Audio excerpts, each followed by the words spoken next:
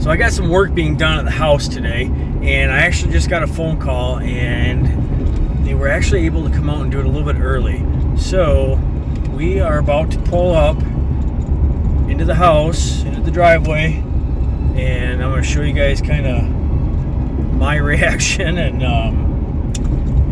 a quick preview, and I will definitely explain what is going on here shortly. But this is going to be kind of weird because I haven't had any work done on the house or around the house, and if I have anything done, I do it myself. So I don't have people come in and do things for me. But this was something I had to have a little bit of help on, and here we go. We're pulling in, so this might be bad. Yahtzee. Holy moly. Well, crap. What did I do?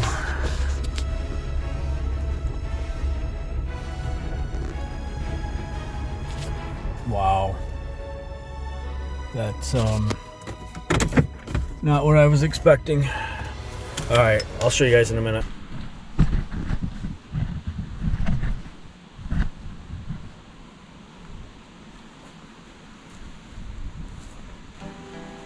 Well, this was definitely a hard video for me to make.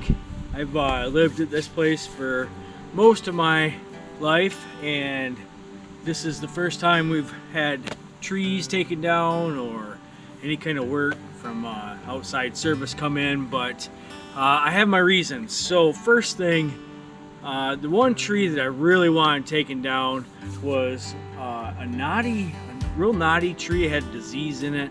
It leaned up right over top of the house, and I was super worried that was going to come down in one of our storms that we have coming through here.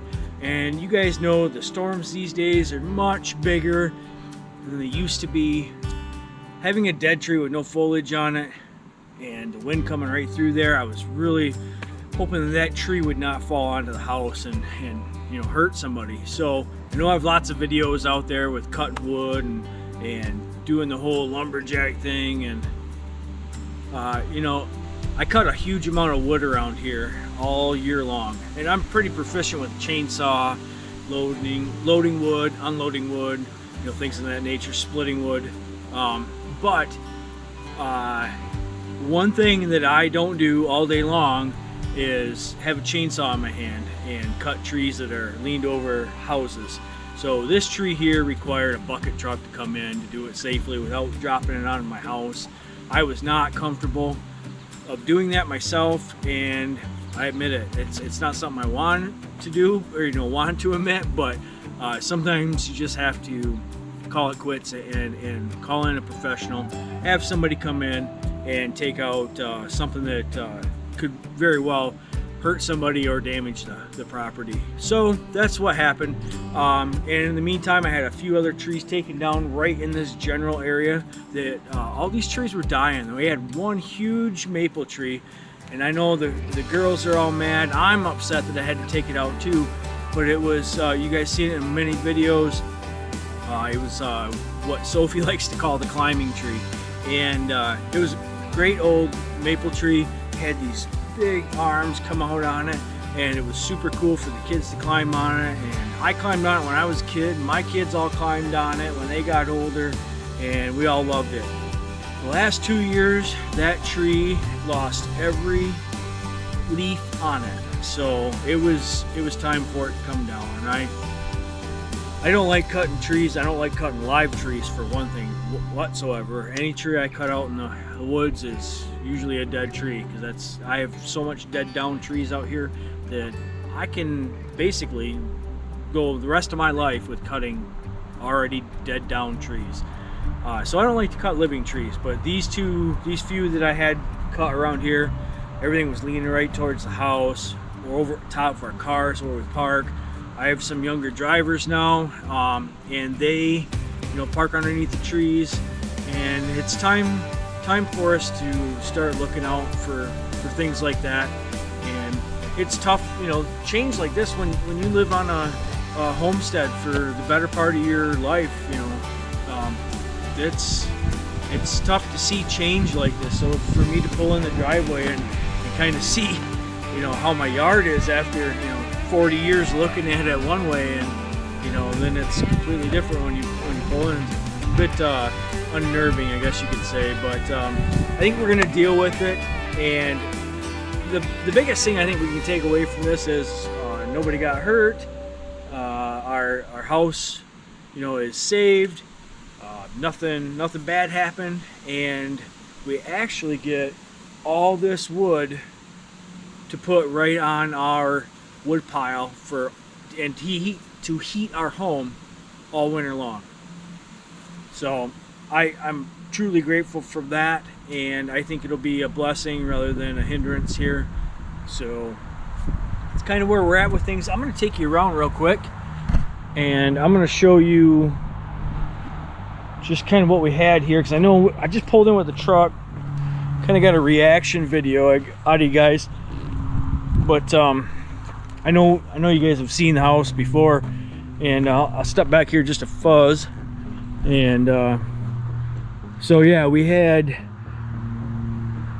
2 trees taken out right there, and then there was a triple tree right here by the edge of the basketball hoop, and we had that taken out as well, because it was dying back real fast. I would have probably gave that tree 2 more years and it was going to be completely gone.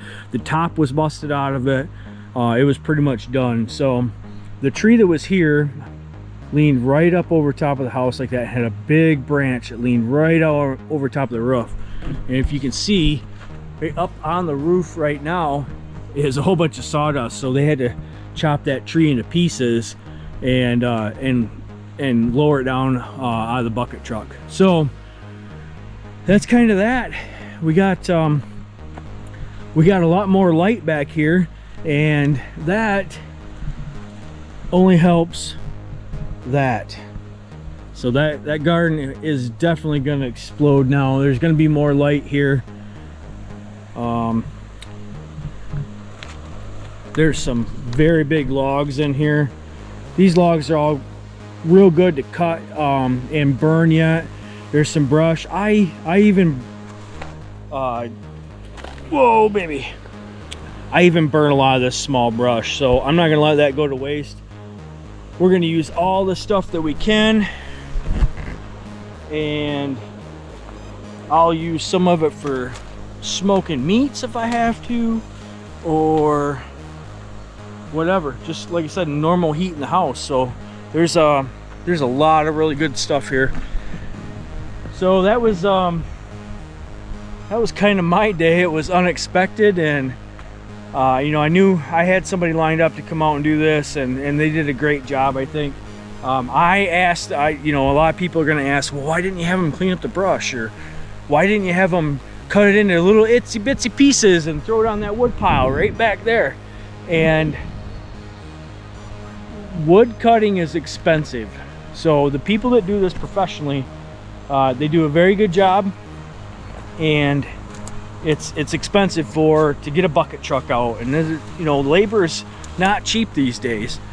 So it takes a lot, and I didn't want to spend the extra money to, you know, it was enough just to drop these and chunk them up like this. I didn't want to spend the extra money to get everything all cleaned up. I figured a little bit of elbow grease, and I can do that myself. And I have access to a wood splitter, so I hope that we can split all this wood up here. But I mean, you guys can see this is a big log right here, and this is only one little log. So I think this year we're gonna be completely set on wood to heat the house. I could probably just burn this right here to heat the house. And there's a few really big dead ash out back that I need to get cut that are close to the trail, and I want to get them up out of the way, because if as far as ash goes, if you don't get the ash up off the ground, it can sit 2-3 years, and then it's punky, it's dead. There's nothing left of it. So I really need to get these couple big ash trees picked up, and that's going to be our wood for next maple syrup season.